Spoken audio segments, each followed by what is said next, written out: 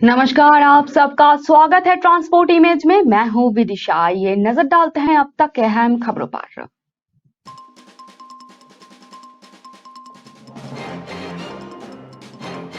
रायपुर में कांग्रेस महाधिवेशन आज से। सियासी गठजोड़ पर बनेगी रणनीति। कितना रंग ला पाएगी विपक्ष को जोड़ने की ये कवायद।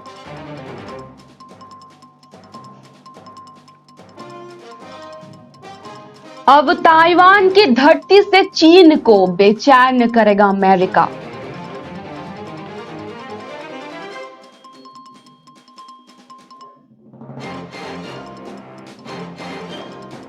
भारत की राह पर चल पड़ा है चीन। रूस यूक्रेन जंग में अब ड्रैगन ने भी की पीएम मोदी वाली बात।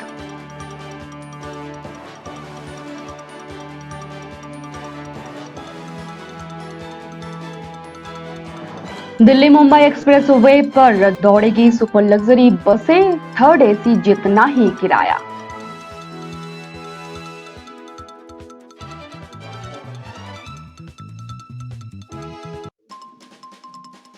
दिल्ली मेरठ एक्सप्रेस वे पर दोपहिया वाहनों के एंट्री बैन लगेगा। अब 20,000 रुपए का जुर्माना।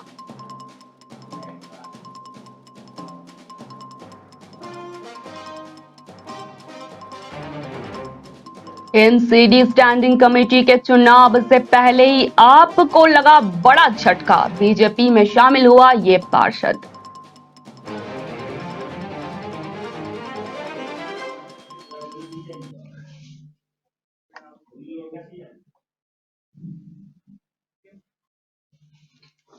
हाँ, ये जानते हैं खबरें विस्तार से।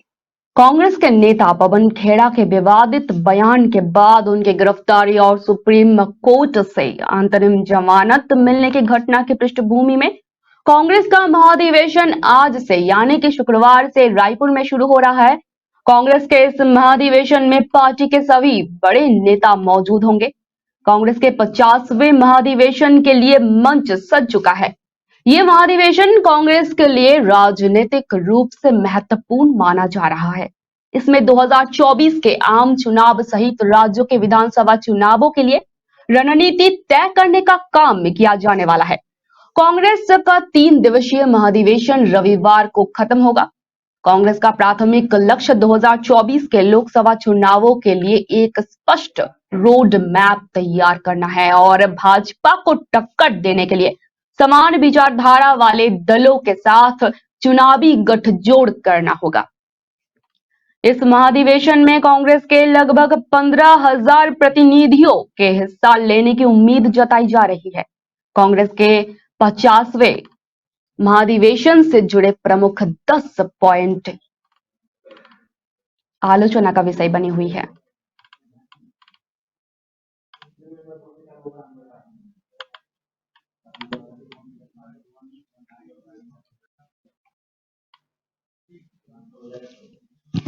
चीन ताइवान के बीच का संघर्ष लगातार जारी है। अब अमेरिका ताइवान की धरती से चीन को घेरने की पूरी तैयारी में जुट गया है।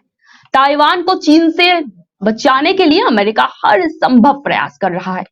यूएस का प्लान है कि वो ताइवान में मिलिट्री ट्रेनिंग प्रोग्राम के लिए मौजूदा सैन्य क्षमता में 4 गुना की बढ़ोतरी करेगा।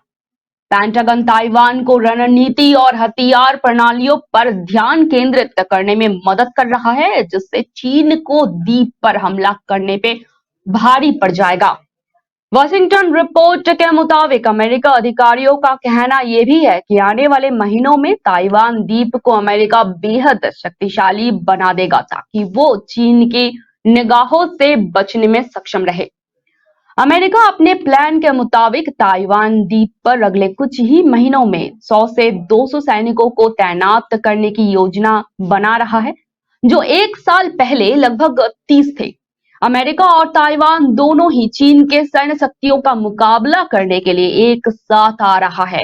रक्षा विभाग के आंकड़ों के अनुसार पिछले कुछ वर्षों के दौरान अमेरिकी सैनिकों की संख्या में कुछ हद तक उतार चढ़ाव देखा गया है। अमेरिकी अधिकारियों का यह भी मानना है कि अमेरिका द्वारा नियोजित वृद्धि पिछले दशकों की सबसे बड़ी तैनाती होगी। चीन के तानाशाही शी जिनपिंग चाहते हैं कि वे ताइवान को 2027 से पहले अपने क्षेत्र में शामिल कर इतिहास रच ले, लेकिन ऐसा करने के लिए उन्हें युद्ध तो जरूर लड़ना पड़ेगा। इस युद्ध में केवल ताइवान ही नहीं बल्कि अमेरिका और जापान भी कूदेंगे। फिलहाल चीन ने तो अमेरिका को खुद ही उकसाया है। आपको बता दें कि अमेरिका चीन के संबंधों में सबसे ज्यादा कड़वाहट इस महीने उत्तरी अमेरिका के आसमान में देखे गए जासूसी गुब्बारे को लेकर आ गई है। इसलिए अमेरिका अब चीन को सबसे सिखाने के लिए नई रणनीति बना रहा है। इसी महीने में एक संदिग्ध चीनी जासूसी गुब्बारे को अमेरिकी फाइटर जेट ने मार गिराया था। इसके कुछ ही दिनों बाद 3 और संदिग्ध चीजें आसमान में ऐसी देखी गई थी।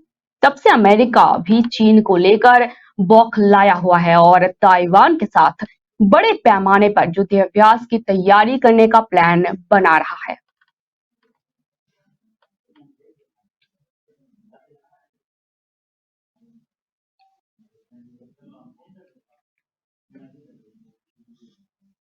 रूस यूक्रेन के युद्ध को शुक्रवार 1 साल पूरे हो गए हैं।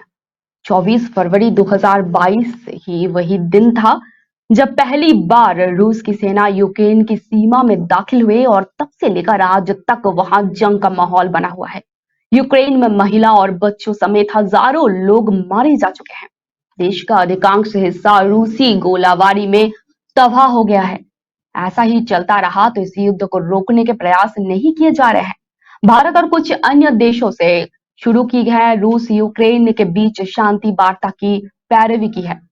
पीएम नरेंद्र मोदी ने कई मौकों पर कहा है कि युद्ध किसी बात का हल नहीं है और इसे शांति के मेज पर बैठकर हल करना जरूरी है। हालांकि कुछ पश्चिमी देशों की तरफ से आने वाले भड़काऊ बयानों ने आग में घी डालने का काम किया है। लेकिन अब एक और देश चीन, जो कि रूस का बेहद खास है, चीन ने भी भारत के नक्शे कदम पर चलते हुए पीएम मोदी की बात को समर्थन किया। चीन ने रूस और यूक्रेन के बीच जारी इस युद्ध को समाप्त करने के लिए 12 सूत्री प्रस्ताव के तहत दोनों देशों के बीच संघर्ष विराम शांति वार्ता का आह्वान किया है। चीन के विदेश मंत्रालय द्वारा शुक्रवार सुबह जारी की गई योजना में रूस पर पश्चिमी देशों के लगाए प्रतिबंधों को समाप्त करने, आम नागरिकों की निकासी के लिए मानवीय गलियारों के संस्थापना करने और अनाज निर्यात सुनिश्चित करने के लिए कदम उठाने का भी आग्रह किया गया है। चीन ने इस युद्ध में तटस्थ होने का दावा किया है, लेकिन रूस के साथ उसके संबंध गहरे हैं और उसने यूक्रेन पर रूस के आक्रमण की आलोचना नहीं की है। इसकी वजह उसने पश्चिमी देशों पर संघर्ष के लिए उकसाने और यूक्रेन को रक्षात्मक हथियार प्रदान कर आगे भड़काने का आरोप लगाया है।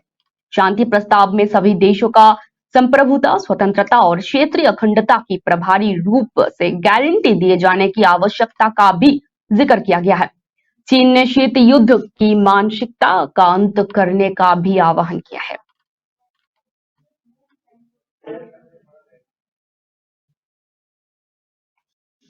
दिल्ली मुंबई एक्सप्रेसवे के जरिए दिल्ली से जयपुर जाने वाली लोगों के लिए खुशखबरी है। राजस्थान रोडवेज के बड़े में 9 सुपर लग्जरी बसें भी शामिल कर ली गई है। ये बसें जयपुर, दिल्ली और जयपुर मुंबई समेत 5 महानगरों को कनेक्ट करेगी। राजस्थान रोडवेज की 9 सुपर लग्जरी बसों का प्रदेश के परिवहन मंत्री ब्रजेंद्र ओला ने हरी झंडी दिखाकर रवाना किया है। सभी 9 बसों को अनुबंध पर लिया गया है। लग्जरी बसें जयपुर से हरिद्वार, लखनऊ, अहमदाबाद, हरिद्वार और दिल्ली तक रोजाना संचालित होंगी। रूट तय होने के साथ ही इसका किराया भी फिक्स कर दिया गया है। Sindhi camp Jaipur bus depot से 9 सुपर लग्जरी बसों को हरी झंडी दिखाकर रवाना किया गया। पहली बार राजस्थान रोडवेज की कोई बस जयपुर से मुंबई तक जाएगी। जयपुर से मुंबई पहुंचने में 24 घंटे का समय लगेगा। इन बसों में स्प्लिट सीट होने के साथ ही आरामदायक चेयर भी होंगे। सुपर लग्जरी एसी बसों का किराया हजारों रुपए में ही है। आपको ये भी बता दें कि दिल्ली मुंबई एक्सप्रेसवे के सोहना दशो खंड का उद्घाटन किया जा चुका है। ऐसे में ये बसें नई चमचमाती सड़कों पर फर्राटा भरेगी।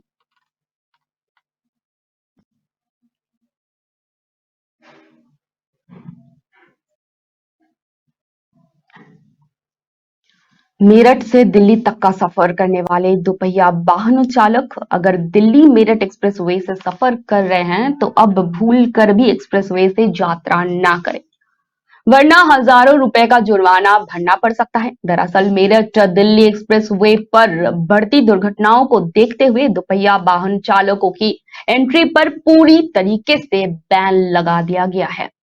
मेरठ पुलिस के अनुसार जिस तरीके से हाईवे पर दुर्घटनाएं हो रही हैं, उन सभी की समीक्षा की गई है।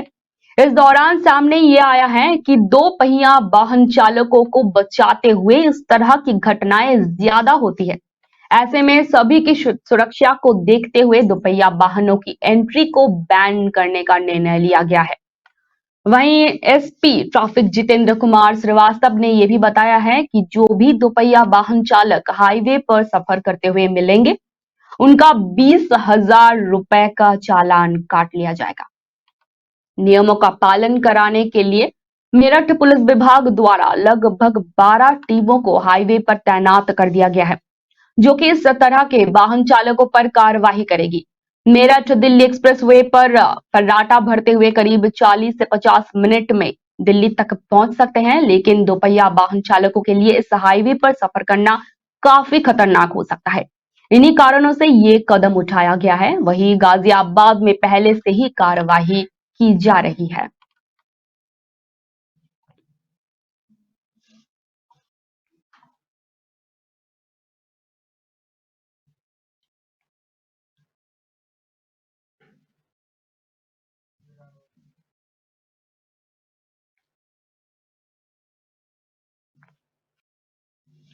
दिल्ली नगर निगम में आम आदमी पार्टी को भाजपा ने एक बड़ा झटका दिया है। बवाना वार्ड से आप के पार्षद पवन सहरावत भारतीय जनता पार्टी में शामिल हो गए हैं। भाजपा में शामिल होने के बाद मीडिया से मुखबित हुए पवन ने कहा है कि आम आदमी पार्टी ने अपने तमाम पार्षदों को एमसीडी सदन में स्टैंडिंग कमेटी के सदस्यों के चुनाव के लिए मतदान के दौरान तस्वीरें खींचने और हंगामा करने का निर्देश दिया था।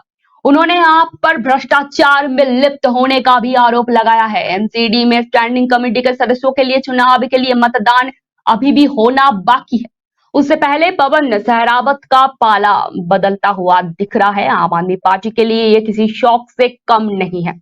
इस चुनाव में आप और बीजेपी दोनों और जोर लगा रहे हैं। गौरतलब यह है कि 22 फरवरी को संपन्न एमसीडी मेयर और डिप्टी मेयर के चुनाव में आपने दोनों पदों पर जीत दर्ज की।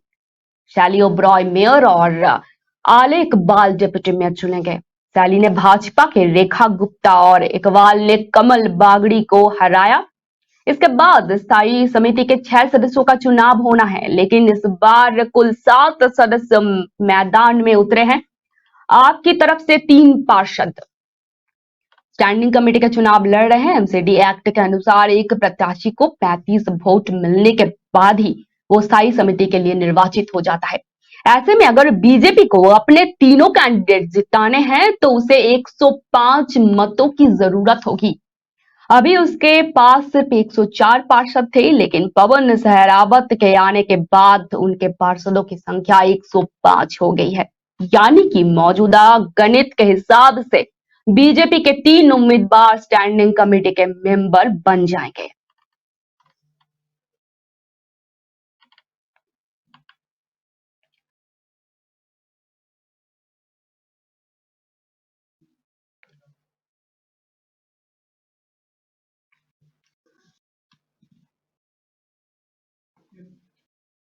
केंद्रीय गृह मंत्री अमित शाह ने कर्नाटक की जनता से प्रधानमंत्री नरेंद्र मोदी और पूर्व मुख्यमंत्री बीएस येदियुरप्पा पर भरोसा जताने की अपील करते हुए बुधवार को कहा है कि भारतीय जनता पार्टी यानी कि भाजपा ऐसी सरकार देगी जो राज्य को भ्रष्टाचार मुक्त करेगी तथा इसे 5 वर्ष में दक्षिण भारत का नंबर 1 राज्य बना देगी। कर्नाटक में विधानसभा चुनाव मई में होने हैं। गृह मंत्री अमित शाह ने बेल्लारी जिले में कांग्रेस का गढ़ माने जाने वाले सुंदर में एक जनसभा को संबोधित करते हुए मल्लिकार्जुन खड़गे नीत कांग्रेस तथा जनता दल पर ये कहते हुए निशाना साधा कि ये वंशवादी दल है जो आम जनता के लिए कुछ भी अच्छा नहीं कर सकते। केंद्रीय गृह मंत्री अमित शाह ने यह भी कहा कि एक तरफ प्रधानमंत्री मोदी के नेतृत्व वाली भाजपा भारत को मजबूत कर रही है, वहीं दूसरी तरफ राहुल गांधी की अगुवाई वाली कांग्रेस टुकड़े टुकड़े गैंग से जुड़ी हुई है। शाह ने यह भी कहा कि प्रधानमंत्री मोदी और येदियुरप्पा पर एक बार भरोसा करें और हम ऐसे सरकार देंगे जो कर्नाटक को भ्रष्टाचार से मुक्त करेगा और इसे दक्षिण भारत में नंबर 1 राज्य बनाएगा।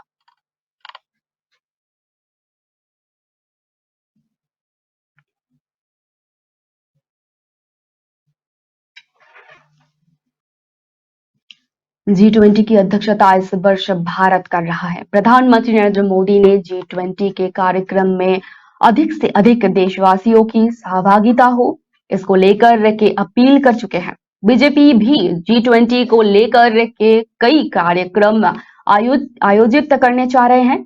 इन्हें कार्यक्रमों की समीक्षा को लेकर के बीजेपी के राष्ट्रीय अध्यक्ष जेपी नड्डा में 26 फरवरी को पार्टी के राष्ट्रीय महामंत्रियों की बैठक बुलाई। मिली जानकारी के अनुसार 26 फरवरी की बैठक में बीजेपी राष्ट्रीय अध्यक्ष पार्टी द्वारा आने वाले दिनों में G20 को लेकर के चलाए जाने वाले कार्यक्रमों की समीक्षा करेंगे। G20 को लेकर के बीजेपी ने देश भर में कार्यक्रम चलाने की तैयारी की है, जिसके माध्यम से पूरे देश में अधिक से अधिक कर पार्टी पहुंच सके।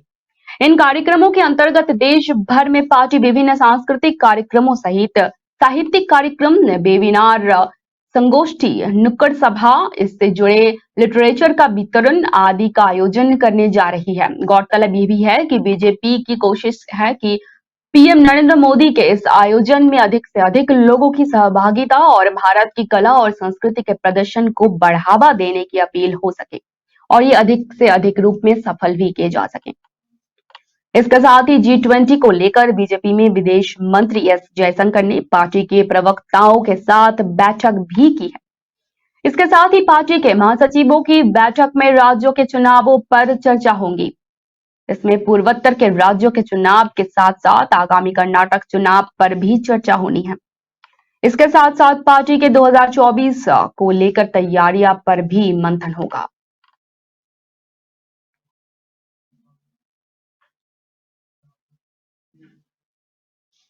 प्रधानमंत्री नरेंद्र मोदी ने शुक्रवार को कहा है कि वित्तीय दुनिया में प्रौद्योगिकी तेजी से हावी हो रहा है। उन्होंने इस बात का भी जिक्र किया है कि महामारी के दौरान डिजिटल भुगतान ने संपर्क रहित और बिना किसी परेशानी के ट्रांजैक्शन को सक्षम बनाया। वे G20 वित्त मंत्री और केंद्रीय बैंक के गवर्नरों की बैठक में बोल रहे थे। उन्होंने कहा कि हालांकि डिजिटल वित्त में हाल ही में कुछ नवाचार में अस्थिरता और दुरुपयोग का जोखिम भी मिला, लेकिन उन्हें आशा है कि ये पता लगाए कि ये संभावित जोखिमों को नियंत्रित करने के लिए मानक विकसित करते समय तकनीक की शक्ति का उपयोग अच्छे तरीके से किया जा सके। पीएम मोदी ने अपने संबोधन में कहा कि आप ऐसे समय में वैश्विक वित्त और अर्थव्यवस्था के नेतृत्व का प्रतिनिधित्व कर रहे हैं, जब दुनिया गंभीर आर्थिक कठिनाइयों का सामना कर रही है। कोविड ने वैश्विक अर्थव्यवस्था को सदी में एक बार लगने वाले झटका दिया है। ये बोले कि कई देशों, विशेष रूप से विकासशील अर्थव्यवस्थाएं, अभी भी इसके प्रभाव से बाहर नहीं आ पाया है। हम दुनिया के विभिन्न हिस्सों में बढ़ते भू राजनीतिक तनाव को भी देख रहे हैं। प्रधानमंत्री नरेंद्र मोदी ने हाल ही में यूनिफाइड पेमेंट इंटरफेस यानी कि यूपीआई को भारत की सबसे पसंदीदा भुगतान प्रणाली बताया है और कहा था कि जल्द ही नकद लेन देन के पीछे छोड़ देगी ये। प्रधानमंत्री ने यह भी कहा कि 2022 में यूपीआई के जरिए 1,26,000 अरब रुपए से अधिक के 74 अरब लेन देन हुए हैं। उन्होंने कहा कि यूपीआई अब अन्य देशों में भी अपने कदम बढ़ा रही है।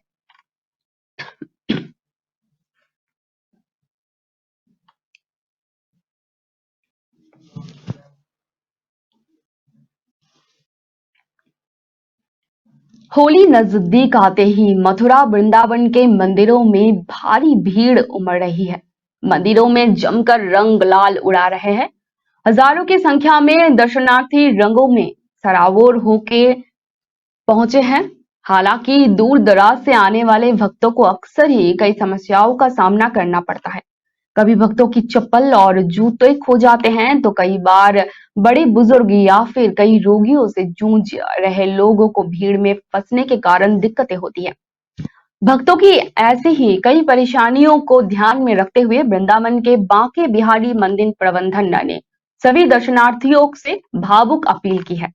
बांके बिहारी मंदिर की ओर से भक्तों से कहा गया है कि होली के अवसर पर मंदिर में भगवान का प्रसादी रंग और गुलाल भक्तों पर फेंका जाता है। ऐसे में बच्चे, बुजुर्ग, दिव्यांगजन, सांस के मरीजे और जिन लोगों को रंग या गुलाल से एलर्जी का समस्या है, इस मंदिर में आने से परहेज कर रहे हैं। इतना ही नहीं, मंदिर में टेशु के फूलों से भी बना रंग और हर्बल गुलाल ही फेंका जाता है। बाहर से रंग या गुलाल लाकर भक्तों पर ना डाला जाए, इससे परेशानियां हो सकती हैं। मंदिर की ओर से कहा गया है कि भक्त मंदिर में सोने, चांदी के आभूषण या फिर कीमती सामान पहनकर न आए। मोबाइल फोन या पर्स का विशेष ध्यान रखा जाए। जेब कतरों से भी सावधान रहने के लिए कहा गया है। अगर बच्चे या वृद्ध के साथ ला रहे हैं तो उनकी जेब में नाम और पते की पर्ची जरूर डाला जाए ताकि बिछड़न पर सूचना दी जा सके। भक्तगण पुलिस प्रशासन द्वारा बनाए गए एकल रूट से ही मंदिर में प्रवेश करें और बाहर निकले। मंदिर की ओर से किए जा रहे अनाउंसमेंट को भी ध्यान से सुना जाए। किसी भी संदिग्ध व्यक्ति या वस्तु की जानकारी आसपास खड़े पुलिस कर्मचारी को भी दी जाए।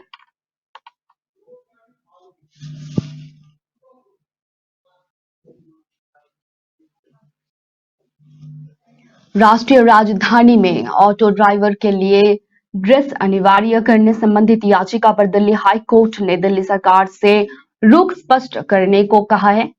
परमिट शर्तों और मोटर वाहन नियमों में इस मुद्दे पर अस्पष्टता को ध्यान में रखते हुए दिल्ली हाई कोर्ट ने दिल्ली सरकार के वकील को यह स्पष्ट करने के लिए कहा है कि क्या राष्ट्रीय राजधानी में ऑटो चालकों के लिए खाकी या ग्रे रंग की वर्दी निर्धारित है। चालकों के एक संघ चालक शक्ति की ओर से दायर याचिका पर हाईकोर्ट सुनवाई कर रही थी, जिसमें ऑटो रिक्शा और टैक्सी चालकों के लिए वर्दी अनिवार्य किए जाने के फैसले को चुनौती दी गई है और इसमें आरोप लगाया गया है कि इस तरह की अनिवार्यता संविधान का उल्लंघन है। कोर्ट ने अपनी मौखिक टिप्पणी में कहा है कि वर्दी के पीछे का विचार इसे पहनने वालों की पहचान से है। याचिकाकर्ता ने अपनी याचिका में आरोप लगाया है कि वर्दी नहीं पहनने पर चालकों के खिलाफ 20,000 रुपए का भी भारी भरकम चालान करने का नियम थोपा जा रहा है, जबकि इस संबंध में अभी तक कानून स्पष्ट नहीं है। इसमें यह भी कहा गया है कि ड्यूटी पर ऑटो चालकों द्वारा पहने जाने वाले वर्दी के रंग के बारे में अभी पूरी तरह स्पष्टता है, क्योंकि दिल्ली मोटर वाहन नियम 1993 का नियम 7 खाकी रंग को निर्धारित करता है, लेकिन अधिकारियों ने निर्धारित परमिट के शर्तों में ग्रे रंग को अनिवार्य किया है।